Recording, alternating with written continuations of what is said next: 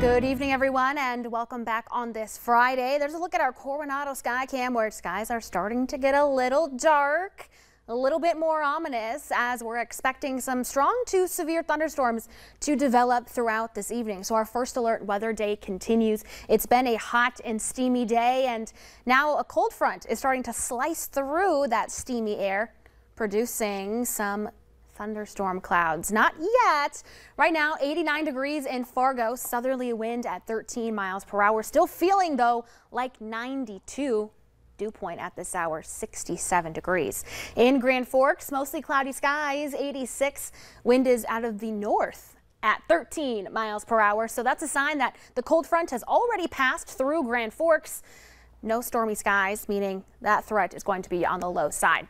Temperatures across our region were still warm down in the Southern Valley with some low to mid 90s, 94 in Sisseton, 88 in Detroit Lakes for all you folks out at WeFest. It's still warm, 87 in Bemidji, 75, a big cool down up in Langdon. But with that humidity, some of us still feeling like it's in the triple digits. Heat index of 100 on the dot in Oaks, 103 in Aberdeen, feels like 95 in Fergus Falls. Here's a look at satellite and radar. This band of cloud cover that you see, well, that is the cold front starting to make its way through. And this is really cool. Turning on a different satellite view, you can see that front just exiting the Mayville area just to the south and east. So it's headed towards the Fargo-Moorhead region into Ada, Fosston, and out ahead of that cold front, that's where we're seeing those isolated showers starting to develop, and these will eventually blossom into thunderstorm activity. So let's take a look at the timing and the risks with any severe storms that fire this evening. Primarily in this area shaded in yellow is where we're going to be watching. That's a level 2 out of 5 risk of severe from the Storm Prediction Center. And we're talking hail up to 1.5 inches in diameter and damaging wind gusts up to around 70 miles per hour. The good news is that the tornado threat is on the low end. We're a little too far away from that main area of low pressure, but there's plenty of moisture in the atmosphere to work with. So flooding may be a concern, localized flooding with some of these heavier thunderstorms. The next couple of hours, in the next hour or two, I should say, is when I really expect those storms to continue to bubble up and fire right along that cold front in the Southern Valley, stretching up through areas like Fosston, just north of Bemidji, and then back up through Baudette. Then they gradually move to the south and east and kind of expand in coverage along that cold front.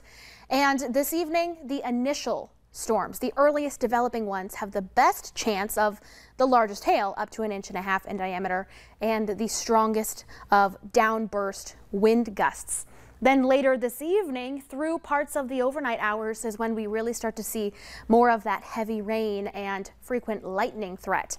After about midnight, the severe threat decreases, but we'll continue to see scattered showers and thunder showers into Saturday morning. A few of them may be on the stronger side early Saturday morning, most of which, though, are going to be down to the south. One thing you'll note for the day Saturday, not only the scattered showers, primarily for the first half of our day, but much, much cooler temperatures. Here we are by, well, about 6 o'clock in the evening, your dinner time hour, 60s with a couple of peaks of sunshine. Rainfall amounts are going to be heavy in some areas. We could see some bullseye points of more than 2 inches of rainfall. And temperatures tomorrow, only in the 60s to some lower 70s. And we keep those cool temperatures on Sunday, a spotty shower or two, but then we warm back up into next week. And Mike Stacey looking drier as we head into next week as well.